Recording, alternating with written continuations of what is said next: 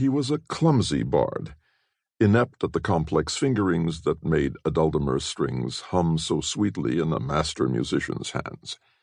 His musical deficiency owed much to the fact that his right hand was made entirely out of polished black stone, carved in perfect replication of a human hand, so detailed that one could see the slight relief work of veins and moles, the knolls of knuckles, even peeling cuticles captured in the hard, glossy rock. Most of the fine hairs had snapped from the delicately rendered diamond-shaped pores, but you could feel where they had been, like adamantine stubble. His left hand was more dexterous than most, and his calloused fingers hammered the strings as best they could to make up for the other hand's disability. But his rock-solid right hand was good for nothing more than brutal strumming and whacking. He couldn't pinch a plectrum. The sound box was scarred and showed the signs of much abuse, the thin wood having been patched many times over. "It's a gargoyle affliction," he said to most who asked. "Comes and goes. I'm looking for the treacherous slab who did it to me, and disappeared before he could undo it." If you ask why he didn't learn to play a different instrument in the meantime, one more suited to his handicap, the bard's face went hard and dark and stony as his hand. "Once I was proficient enough," he'd say.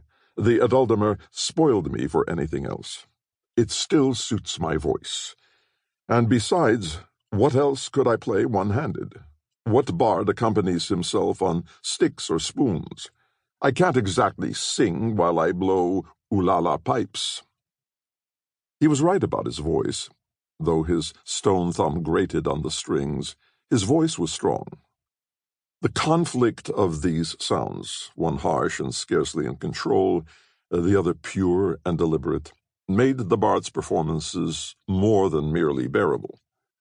Wherever he went, he was a curiosity.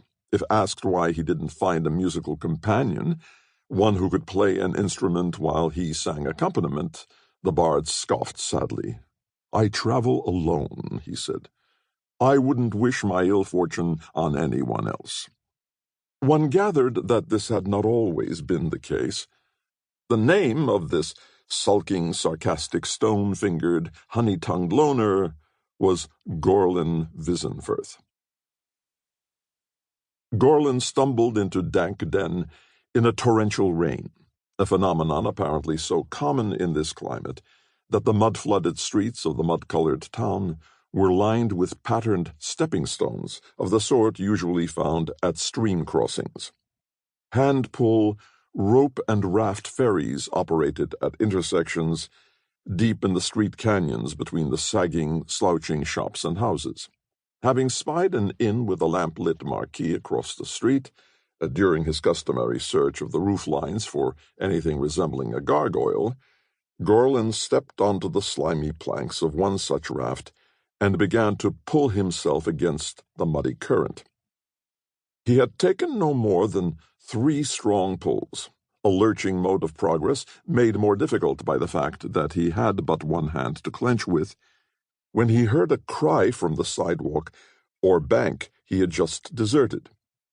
Turning, he saw a woman and a boy, both wrapped in shiny dark cloaks, only their white faces visible. The woman beckoned for him to return. Something more than courtesy compelled him to obey. His one flesh palm was already blistering. At this rate he would be unable to play the eduldamer by the time he reached the far row of stepping stones, and thus unable to earn a living. He stepped aside to let the pair aboard. The woman gave him a smile and her thanks. The rain and chill had brought a flush to her cheeks. Her eyes were dark and gleaming, reflecting some source of light invisible to him in the gloomy afternoon. She looked too young to be the boy's mother, for which, seeing her beauty, he was suddenly glad.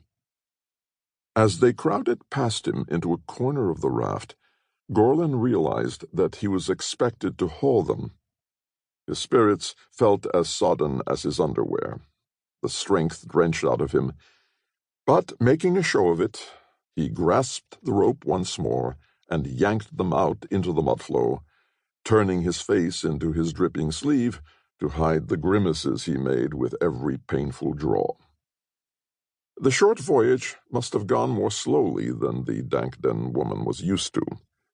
Gorlen's palms were barely burning before he felt her beside him and saw her gloved hands reaching up to grasp the rope.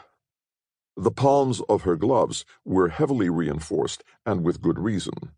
She pulled with such strong and practiced strokes that the rope was nearly torn from his hand. The raft scudded over the street in a dozen pulls, to which Gorlen made only a token contribution. At the far bank, somewhat chastened, he tipped his hat, spilling a small flood of rainwater down his front, and thanked the woman. He caught her staring at his right hand. Embarrassed, she looked away.